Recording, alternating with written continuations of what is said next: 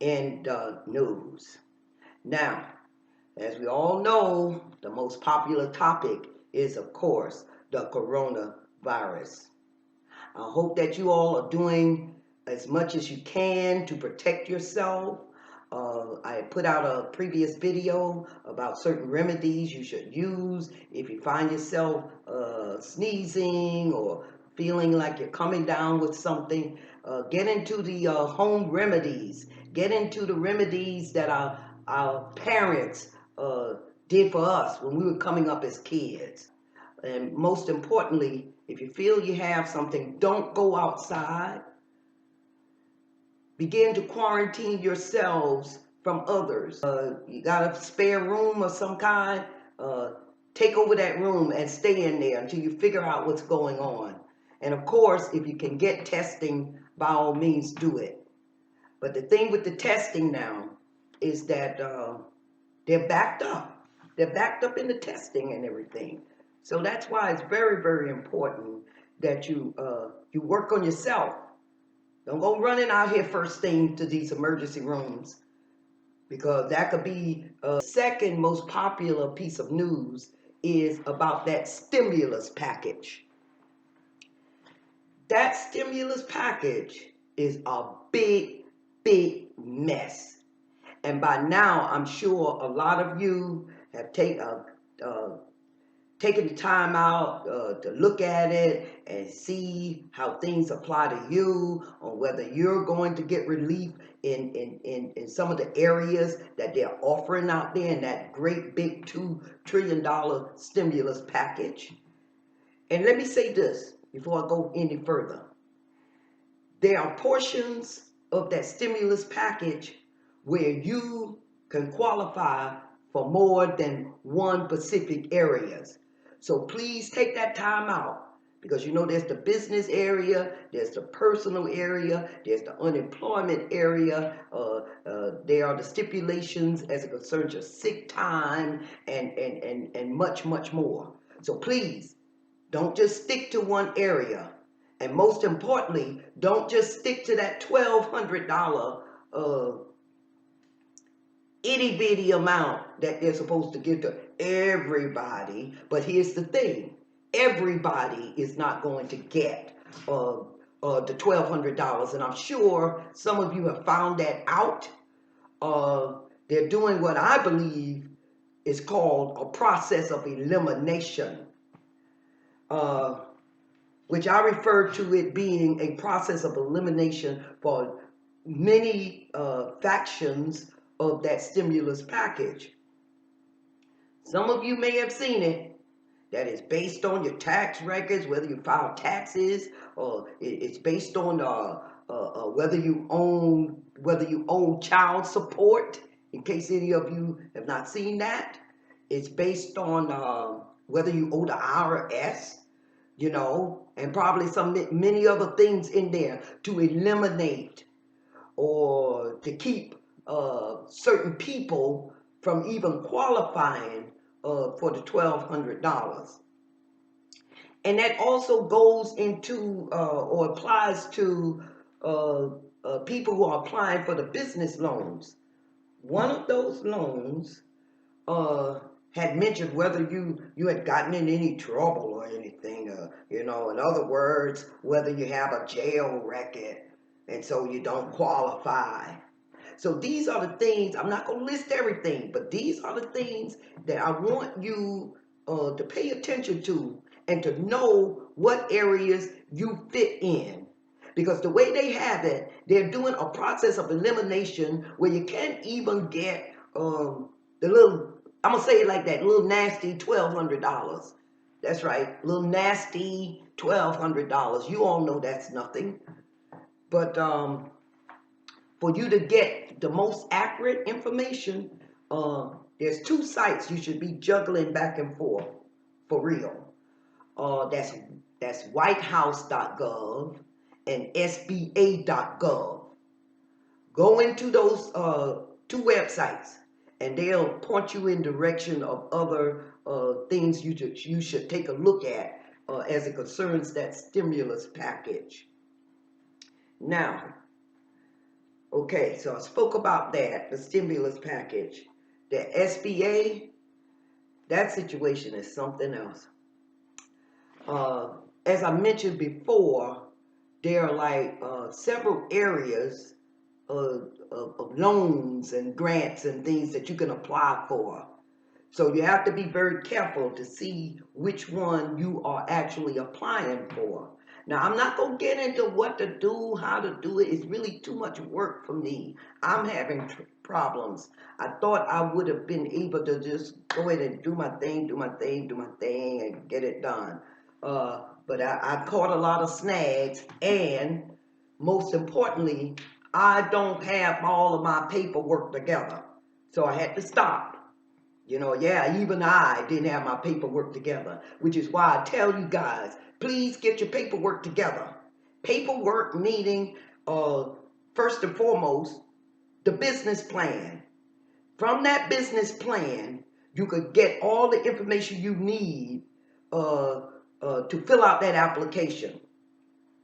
Now, as it concerns the financial part of it, I don't know if you all have not, whether you've tallied up what your sales and expenses were, but you could do this in two ways. You could do it by automatic software, or you could do it manually.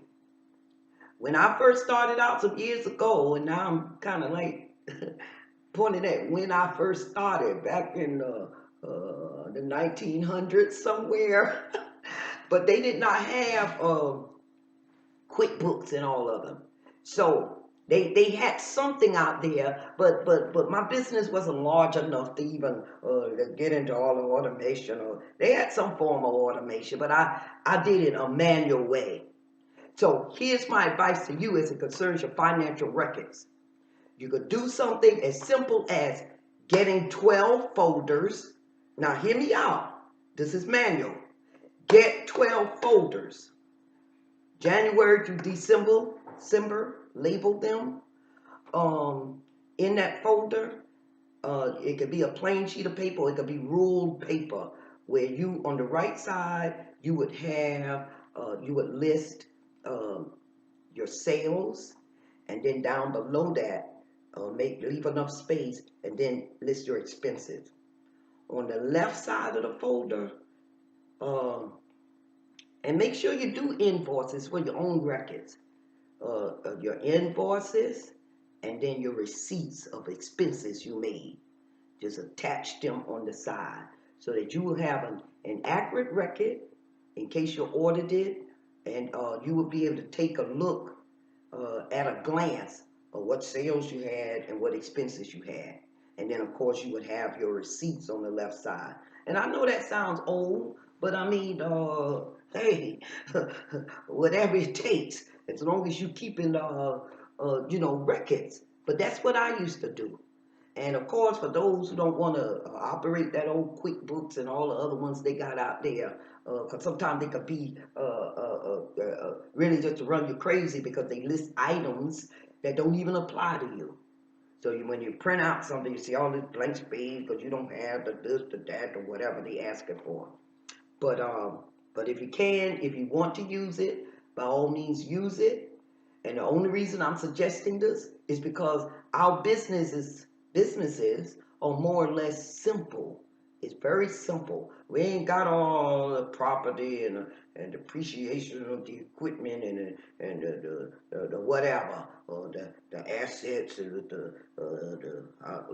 you know what I'm talking about. But see, I can't even name it because I don't deal with that. I'm just a straightforward business, sales, expenses, and then when it comes to equipment, my purchase. I usually purchase equipment. I don't do the leasing. I usually purchase my equipment. But that was something I wanted to mention to you. In addition, a lot of you use that Cash App. And I don't recommend that too much. But, however, I did find out that there is a way that you could use, or you can request a breakdown of everything you spent and everything that you received. So I don't know how effective it is. You could check it out yourself. But this is the time right now to start pulling that financial records together so that you could put it in the business plan, and so that you could either file your taxes with the Schedule C. And I'm not a tax expert. Any tax experts out there in this group, please come forward. Please come forward now to assist us. If I'm not mistaken, I think that's Mr. T.S. Mitchell's area. I'm not sure. I think it is, because he's always offering tax tips. And I'll get into him in a moment. I didn't want to start mentioning him right now. But get those papers together, not only for the loan applications, but also for your business plan, and especially now, since you need to reflect the last 12 months or last year ending December 2019.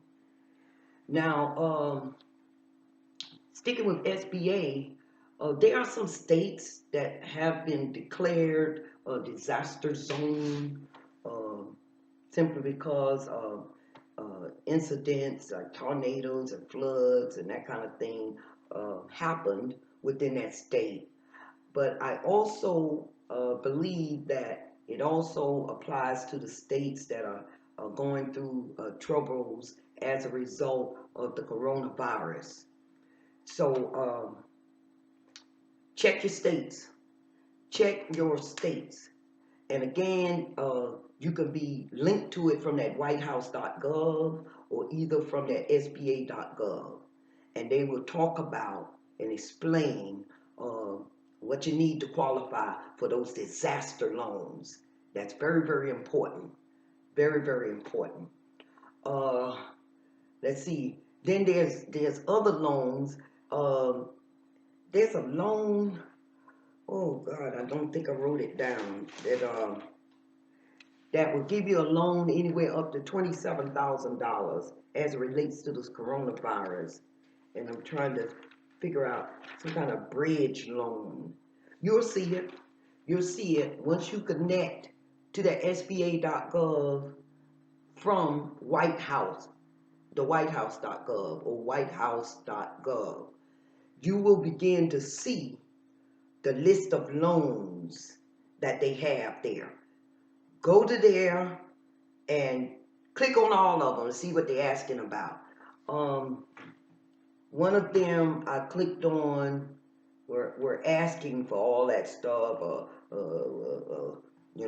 how much you made and what was your expenses and your assets, what assets. I don't have no assets. And the reason I say it like that is because I have to say to you, don't let those old questions and things throw you off to make you want to say, oh, I don't think I better do this. No, you put NA, if you could possibly put inapplicable, N/A. Put that in the spot so it won't appear that you didn't answer it. Some of those things they be asking for, or if you find necessary to put zero, put zero. But try to complete the application as much as you can. And then, of course, if they send you something, say, oh, we need to know or whatever, then that's when you get into, well, that doesn't apply to me. You have to use logic. Don't let that stuff deter you. And if you have any questions about it, please contact me. But I'm asking everybody, as I did in my last video, to take the loan. Take the loan. Because you're hearing different things from people. Oh, I don't think you should take the loan. No, take the loan. Take the loan because everybody else is taking a loan. And then there are loans that you don't have to pay back. But before you even consider any kind of loan or anything else, get your paperwork together, which includes that business plan, or especially the financials within that business plan. You don't have to go through a whole thing about trying to create the business plan now for the sake of the loan package. But it would be a good idea to get it done, and then you'll have it done. My mind is racing here, and I'm trying not to throw too much on you. But you're going to have to do the reading for yourself. I can't remember all the stuff because I'm there. I'm just like you all trying to get on in there and get what I can get. So, what I was saying, yeah, that it's some kind of bridge loan that goes up to $27,000. Now, that seemed like something we might want to apply for, because I mean, which one of us could use an infusion of $10,000? You could do a lot with $10,000. So I do believe that the lower your amount, the more chances you have for qualifying. So again, it's that bridge loan or something that's listed on that page where they'll talk about the disaster loan and some other loan and a bridge loan and some other things. Please go on there. I was trying to look over everything last night. I was supposed to have done it before, but I've been so busy. So busy. I'm juggling a lot of things, including trying to assist Miss Blocker in keeping the group page up, because she fills in and she does a lot of things behind the scene with me. So so the two of us have been very busy trying to find information so that we can relate it to you and share it with you. And what I will be doing, as I said before, as I find out information, I will just pop up with a video or so to share it with you. So to move right along, still staying within the subject about that stimulus package, pay your rent. I never was so upset in all my life when they act like they were giving a break to people with their rents and mortgages. Now, I don't know what's going on in the other states, but within this state of South Carolina, they're doing like a 30-day break, meaning that if evictions were scheduled, was it for this month? Beginning this month, I believe, they put it on hold. Like, okay, you put it on hold, and here's the trick to it. As soon as May 1st come in, they're going to run the evictions, and start throwing people out and all this stuff like this here. So meaning, also, if not only now, if you didn't pay your rent and in the process of being evicted, April, if you don't pay your rent, they sitting there like a hawk, waiting to see who's not going to pay their rent. They probably even have the paperwork ready. So as soon as May 1st hit, boom, processing the evictions. So even if you decide you're not going to pay it or you delay it, and remember, I'm not sure if they're going to attach that for renters. They attach that I think it's something like $75 sometimes to the actual cost of the rent. So please don't put yourself in a trap. Just pay your rent like this thing didn't even come up. But I thought they were going to do it long term, like pause the rent processing. But when I saw it was like it was just 30 days and May 1st, boom, you're out of here. So please, and that's the same thing with the utilities.